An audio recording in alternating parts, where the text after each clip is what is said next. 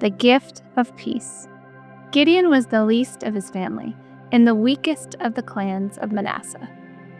But when God spoke to him, he called him mighty warrior. Isn't that just like our God? He sees what we don't. He sees that we are weak and we are small, but he also sees who is with us. He is. And that is all that counts. With God, we are mighty warriors like Gideon. Gideon did some really big things, but he was afraid of what God was asking him to do. He needed one thing. He needed the gift of peace, and that is exactly what God gave him.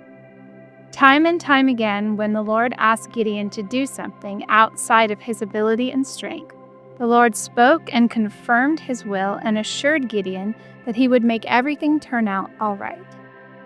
The angel of the Lord reassured Gideon that he would not die and gave him such peace that Gideon called the Lord Yahweh Shalom, which means the Lord is peace. Several times Gideon asked God for signs to prove that he was really with him, and every time God answered and gave him peace. He gave Gideon peace to listen and obey, peace to step out in faith and do very big things through the power of a very big God. Sometimes God will ask us to do things that are far outside of our abilities and strengths, and that's okay. In fact, that's great because it means that God plans on doing the work in His power, and all He needs from us is our willingness and our obedience.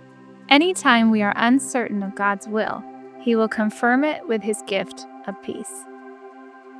God, thank you for the gift of peace. Teach us to trust you when you ask us to do things that are outside of our abilities, because you are always with us to help us. Thank you for the confirmation you give us of your will with your peace. In the description below, you will find the discussion questions to help you dive deeper into today's gift.